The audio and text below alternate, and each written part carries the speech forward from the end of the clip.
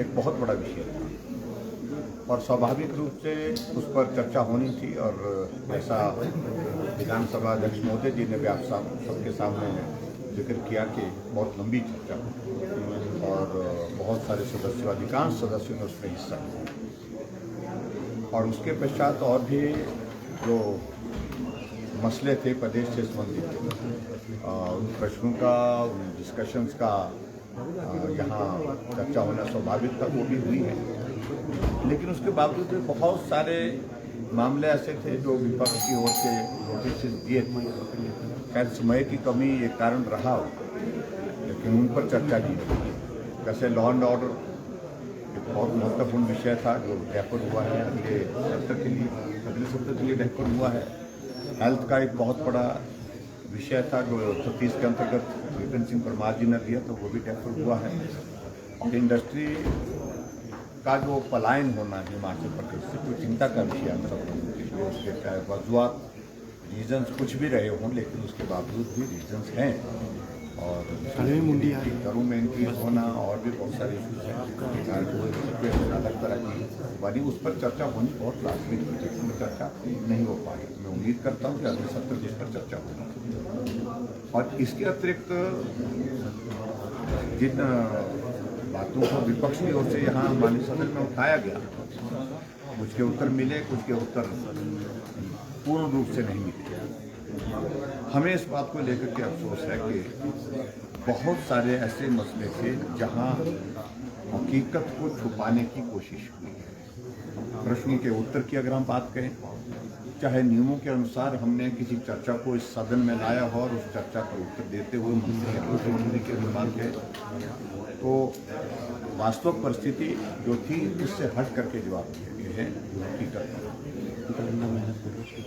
सदन एक ऐसा स्थान होता है जहाँ पर पूरे प्रदेश को ये जानकारी मिलती है, जहाँ से जो सही बात है उन सारी बातों की जानकारी मिलती है। और श्वेत पत्र के सिलसिले में मैंने कहा, हमने तो उसको सिरे से खारिज करते हैं, उसका कोई औचित्य ही नहीं है, क्योंकि बहुत सारे मसले उसमें इस प्रकार के थे जो पूरे देश से हिमाचल प्रदेश से कोई लेना देना नहीं।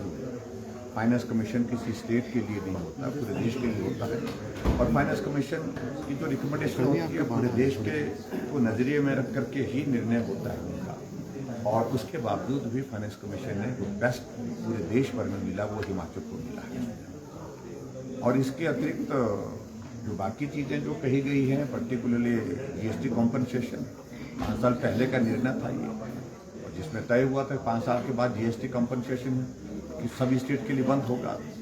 केंद्रीय निर्णय था, केंद्र का निर्णय पूरे देश के लिए था। देश के निर्णय में हिमाचल में आता है, हिमाचल भी आता है, उस निर्णय के मुताबिक हुआ। तो इसलिए उन सारी चीज़ों का कोई मतलब नहीं। हमने 38,000 करोड़ रुपए से ज़्यादा जो कांग्रेस गवर्नमेंट का ऋण हमारे ऊपर था उसको अदा किया है, ब्याज भी और ऋण की किस्तें भी। ये भी हकीकत उन्होंने फैक्ट्स यहाँ पर माननीय सदन में रखे हुए हैं। और कल मैं प्रेस कॉन्फ्रेंस के बातों का मैंने जिक्र किया। और जहाँ लाइबिलिटी की बात हुई, हमने आज तक लाइबिलिटी का जिक्र इसलिए नहीं किया क्योंकि गवर्नमेंट इन कॉन्टिन्यूटी होती है, और ऐसे में जो पूर्व सरकार की रिस्पॉन्सिबिलिटी होती है, लाइबिलिटीज होती है, उनको अगली सरकार को निभाना पड़ता है। हमने कांग्रेस की निभाई 10,000 करोड़, अगर आप जिक्र कर रहे हैं, लगभग 10,000 करोड़ रुपए की लाइबिलिटीज उनकी थी लोन के अतिरिक्त। क्या हमने इसका जिक्र एक बार भी किया? अब जिक्र कर रहे हैं, तब कर रहे हैं जब उसका जिक्र बार बार कांग्रेस वाले कर रहे हैं कि हम आपकी लाइबिलिटीज को झेल रहे हैं। तो हमने भी झेली है भाई, सरकार है तो सरकार का ये दायित्व बनता है। इस तरह से मेरा आप ये कहना है।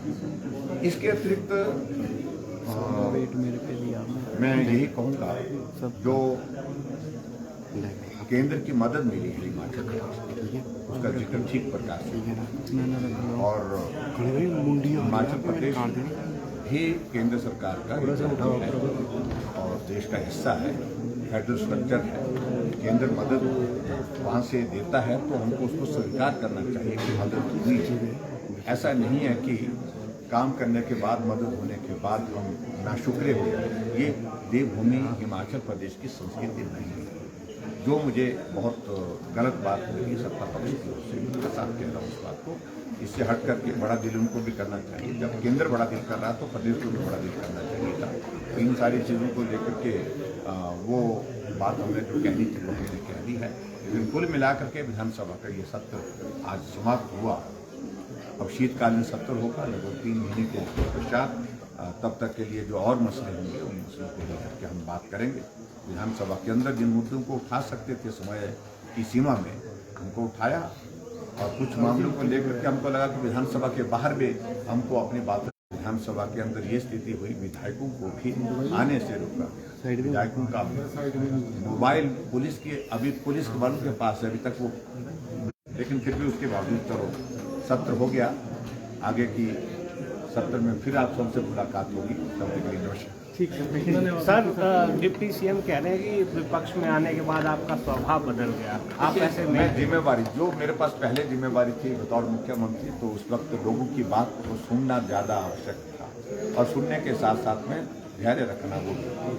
विपक्ष में हमने धैर्य बहुत रखा है, अभी भी बहुत धैर्य है, लेकिन धैर्य की भी एक सीमा है। और मेरी जिम्मेवारी इस प्रकार से है, अगर मेरी आवाज़ को दबाने की कोशिश करेंगे विपक्ष के लोग सरकार के माध्यम से, किसी भी माध्यम से, वो स्वीकार नहीं होगा। हमने अपनी बात बुलंदी के साथ, बुलंद आवाज़ में